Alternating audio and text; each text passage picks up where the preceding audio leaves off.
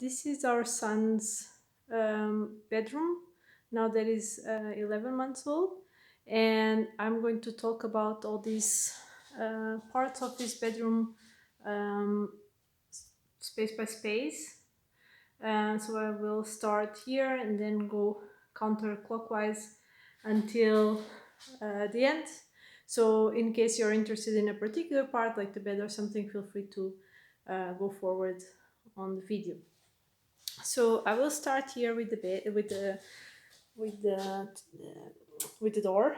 So we have this door stopper. This is actually not really meant for babies, but it's great. So the mechanism is the door will get stuck here between these two things here, and it will not move, and you can take it out like this, but not if the door is open, because it only comes out if you really twist it, and you cannot really twist it because when the door is open, which is great, which means the baby cannot take it out, and our son has already tried. So this is a really good mechanism, in my opinion. I will show you how it works. So if you want a link to this, let me know and I will send you. So here it is. It's very easy. Also, we don't have to remember to put anything or remove anything after we open the door. We want to close the door, we just do like this, and that's it. So this is great. Then I'm going to show you also the baby camera. So we could have, this is our baby cam, and we could have connected it to that power outlet here on this wall, but we didn't want to for safety reasons. So we actually went from here and went along the wall and put it there. Sorry that my camera sometimes loses focus. Then the next is here, this above there. This is our crawling track. This was made by my husband. This is fake leather, and this is we follow the Dolman method. If you want more information about it, let me know and I will explain you or send you some links. At the moment, since our son is already starting to walk now, he doesn't need this anymore. We don't have a place to put it, so we put it here. This will be either for baby number 2, or last case scenario, we intend to use this as a slide when he's 6. So he has this bed, which is the Kura bed from Ikea, and right now, as you can see, the mattress is down, but if you turn the bed upside down, then that white part will be on top, and it will turn into a bunk bed. So then this is something you can do from 6 years old on, and there we want to put this as a slide for him to slide down the bed, but this will still take 5 years. So until then, since we don't have a place to put this among us things, because it's really huge, it's here. Here we have a slide for him, and the slide is on purpose very close to the floor, and this is because we want to make sure that he is in control of what happens. So if he wants to stop, he can just put his feet on the floor, which he does. If he wants to actually get up, he always tries to get up by himself, so we know it's time to take him out.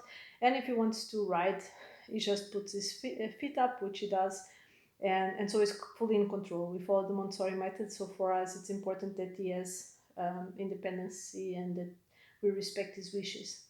This here, I just put here, actually this is usually inside this closet. This is what we call our emergency basket. So usually when our son is cranky or when he's upset and he doesn't want to be locked here in his little jail, we usually stay with him 5-10 minutes and then it's fine again. So we follow positive parenting, so we tend to try our best to help him deal with these emotions, so we don't just let him cry. But there are those times when you really cannot afford to be 5-10 minutes with him. You really just need him to stay by himself, and this is our emergency basket for that. So we let him choose one toy from here. These are all electronic toys that people gave our son. We don't really use electronic toys because because they treat kids like if they are retarded, and also because there are studies that show. Yeah, sorry for that, it will not stop now. Um, so yeah. So as you can see, these toys treat kids like retarded. They don't have to do almost anything, and they just won't stop talking. And yeah, this toy is Portuguese because we are raising our kid trilingual, by the way. But anyway, so people give sometimes electronic toys to our kid, and there are studies that link electronic toys to delays in speech and also in cognitive abilities. So we don't really try not to give electronic toys to our kid, and therefore uh, he loves them, of course, like every other kid. So we have this in this emergency basket, and when we really need it, we let him choose a toy, and he doesn't play with them very long. So then next time we come to his bedroom, he's already lost interest, and then we put it back in the emergency basket. This basket, as I said, is not here on the floor. It's usually hidden in this closet. Then we have here his slides, which I already talked about. And here we have a picture frame from when he was a newborn. And this we glued with Tesa double-sided tape. This is really very strong. There's no way you can take it out. And our son does try. So he loves touching it and looking at it. We are even thinking of putting more pictures around this room, but for now we have just this one because this is also, it has sharp corners here. So for now we just have this one. Maybe when he's a little bit older we'll put more around this bedroom. So then we have the window here. For safety reasons we did not put any curtains or anything that could become then later a strangulation hazard.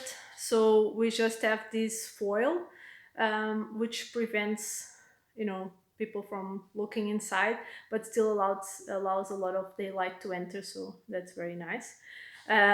Before next winter, I want to put a cover here on the heater also for safety reasons, but it doesn't have access to the heater, as you can see. So we put this fence here to create this yes space for him. Inside here, he can do whatever he wants. It's completely safe, or so we think. Yeah, we are not safety experts, but so we think.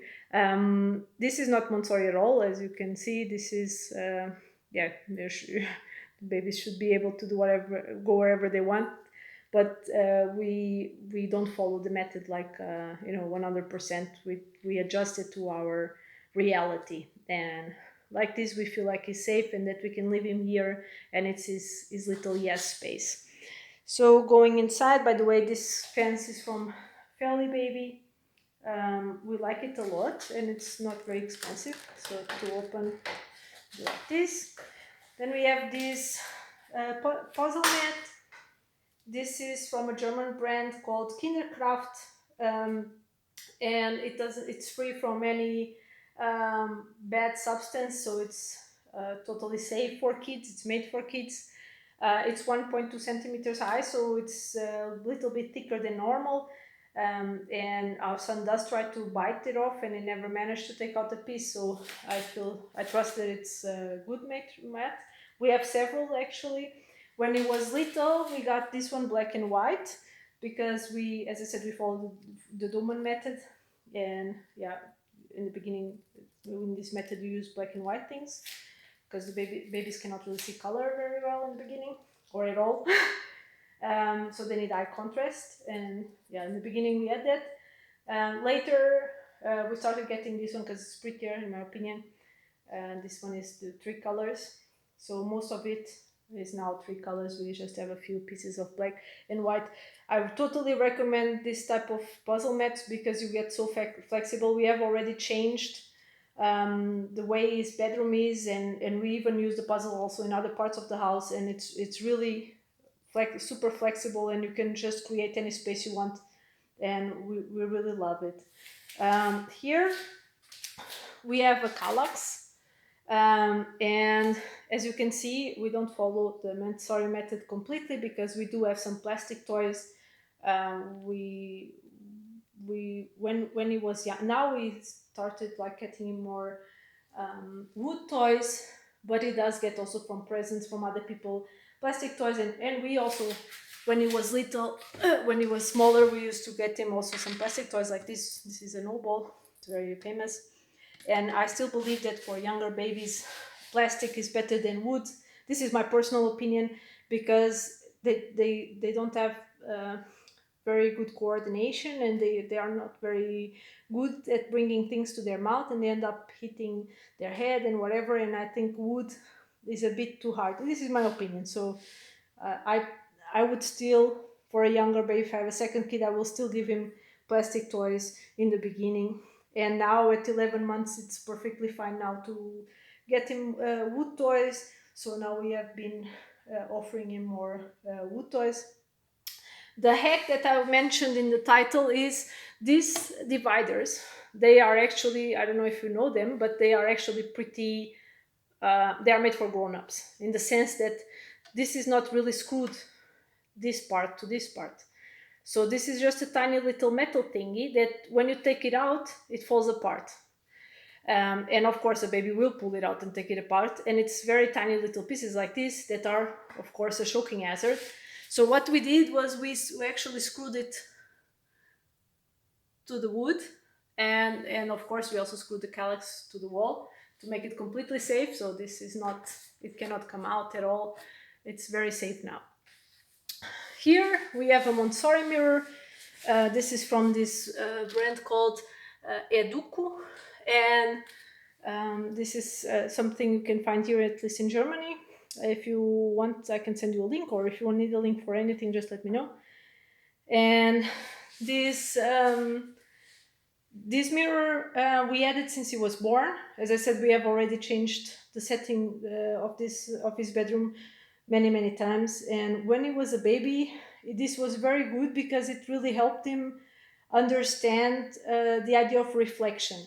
So in the beginning, he did not understand that the image on the mirror was me or my husband. And then suddenly he did. He understood. He would look at the mirror and then look at us. So he understood it was us. And I think the mirror really helps kids develop. Later on, when he was about, I don't know, maybe 5 months or 4.5, something like that, he started trying to pull himself up on these bars. And the first time he managed to pull himself up by himself was actually using these bars. So I think that even though this was really expensive, because this is not real glass, so this is not real mirror, this is a fake mirror, but as you can see, the quality is really good. There's no distortion, and for us that was important, so we were willing to pay a little bit more for that. I think this cost, like, I don't really remember, but it was like around 150 euros. I remember at the time I really thought, oh, should we do it? But it was definitely worth it. I would definitely buy it again. And this is something you can use also later, because you can actually turn it around, so vertically, and you can use it as a normal mirror later on. So I think it's a good purchase. Now here we have the bed. This is a Kura bed, as I explained earlier. And if you can see here, so usually, as I explained, this bed has two settings, either down or up when you turn it the other way around. And here, usually, so what the instructions say is you put the bed frame is screwed to this wood, to the top wood here. Yeah. The problem with this is, yeah, it would be too high because, of course, it's a baby. So there would be two options how you could do a bed, floor bed for a toddler or for a baby. One is you can just put the mattress on the floor. We didn't want to do that because of the risk of mold and developing bacteria. I read that that's not recommended, so we didn't want to do that. So as you can see here, there is the bed frame underneath to allow air to circulate underneath the mattress. And by the way, this is the bed frame that actually comes with the Kura bed. And another option would be you'd turn the bed upside down and just put the mattress and the bed frame here. So so it would be fixed between these two boards here. So just so that it would move around and so that you could have the bed frame there in a safe way. But we didn't want that because we wanted because our son moves around in bed and we didn't want him to fall out of bed during the night and wake up. So we decided for this option. So what we did was, instead of screwing the bed frame to this wood bar, we just put it directly on the floor. And the problem with that is, then of course, because these two parts are not connected, this part here moves, so you can actually push it. So when the baby rolls, it could theoretically get stuck here between the mattress and the bed frame and suffocate, right? Because there's a suffocation hazard here. So what we did was, there was two options. Either we could put a little wood board here. We didn't want to do that because he crawls out of bed and he always goes down very fast like this with his knees, and he could hurt himself, because we didn't want that.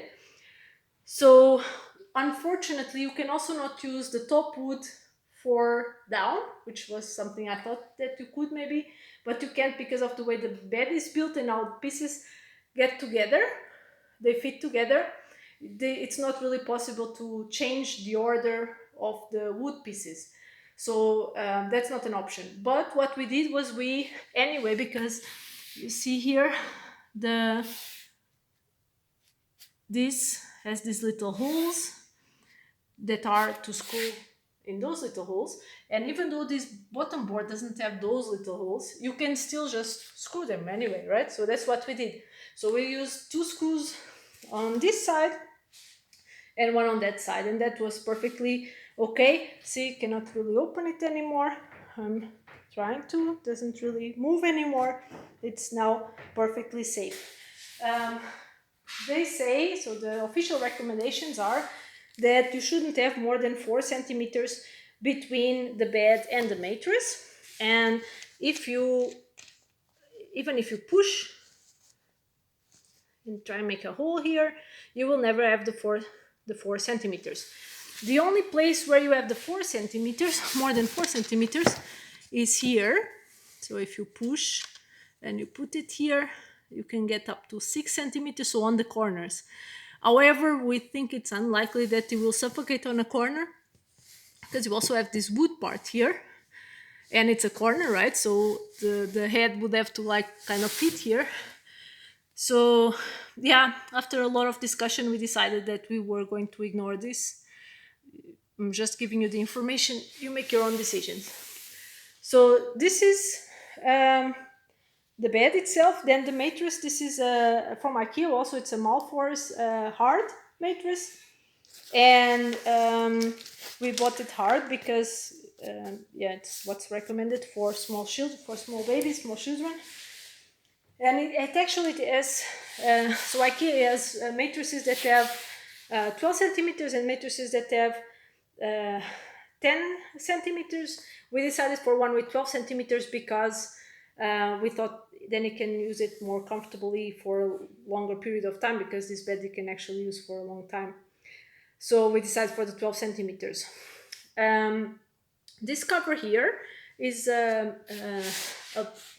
sheet that actually has a waterproof cover built into it. So it's sewed on it, see? So the sheet is made of fabric, and this is the waterproof part. We have a similar thingy in his crib, and this is just great because you only have to wash one thing. This one is not such as good quality as the one we have for the crib. Unfortunately, that brand didn't make this size. So this was the only one I found made of cotton, because for us it was important that the sheet was made of cotton. So how did we do this? The first thing we did was we just put the mattress on the floor for maybe it was 2 to 3 days. And in the beginning, the baby would try and crawl up, but he couldn't. It was too high and he could not put his knees up. Then eventually managed to crawl up, but he could not go down. So he would, when the first time he tried to go down, he actually ended with his face right on the mat here, and it was actually sad to see, but yeah, it's part of the learning process, right? So eventually he managed to go up and down. It took maybe 3 days, 2 to 3 days. and he was able to do it. We also tried to always, like, we were on top of the mattress and we would call him, or we would put nice books on top of it that he likes to read. Try and get him to go on top and to go down, and eventually managed to do that. As soon as he managed to do that, we then put the bed here, and but he was not sleeping here, so the bed was here for maybe a week, a whole week. We really wanted to make sure that he was not going to try and climb out of the bed, that he was not going to hurt himself. We were actually thinking of putting some boards here to give some protection, so that he would not try to climb from outside to inside the bed and so on. But he from the beginning understood that the entrance and exit is here, and even though it did try already one or two times to grab things from inside the bed, so things that were outside of the bed, in the end, he never really managed to. So it was actually it was actually okay, and we decided not to put the boards because he did learn. He has a very good feeling for danger, actually. Yeah, maybe we might change our mind and still put the boards, but without the boards you can also see better. The reason why we put the bed like this and not against the wall is because that's what's recommended. It's recommended that toddler beds are not against the wall, except for the head of the bed. So that's why it's here in the middle of the bedroom, actually. So continuing here, so I was saying, yeah, so after 1 week of seeing that this worked, what did we do? We started putting him to sleep naps in the afternoon. So we practice attachment parenting, which means I nurse him to sleep. I have no problem with that. He's 11 months old, and I hope to nurse him at least the 2 years recommended by the World Health Organization, but maybe even longer if he wants to. And I am perfectly fine with him nursing to sleep. So I lie here with him, and when he's asleep, I leave, and then he stays. So far we tried only naps. We are in this phase of the naps in the afternoon and in the morning, and we hope today maybe, or in the next days. So it's been already sleeping naps here already for 2-3 days now, and it's been okay. So we are hoping maybe today or in the near future to start trying the nights then. So as I said, our baby is now 11 months. The recommendation is usually that babies stay in the parents' bedroom until 1 year old. Then there is no health reason for them to sleep in the parents' room anymore, and is getting more and more mobile. So at the moment it starts getting dangerous because he's sleeping on a sidecar bed. I have another video on that explaining how we did it. And he's starting to pull himself up on the bed and rolling through our bed, and sometimes I'm afraid that he might get under the blankets, or so it's time for him to come here. And so he can just, when he wakes up, he can leave and play with his toys. So it's really the time, in our opinion, for this change. This is his little reading corner. We usually sit here. The mat also protects against cold, so the cold wall. And since he's going to have a birthday soon, we have these two books about birthday, so that he understands the concept of birthday, because of course he never had one. And we also have here other books that he likes. As you can see, there are some books that are with sound, like this one, which he loves. So it's not like completely Montessori. However, we try not to have anything, we don't have anything that is not real. So every book he has is about reality. So in that sense, it is Montessori, in the sense that we don't want to introduce fantasy until he's 6 years old. I do believe that there's a lot of things he still needs to learn about reality, and I don't want to confuse him.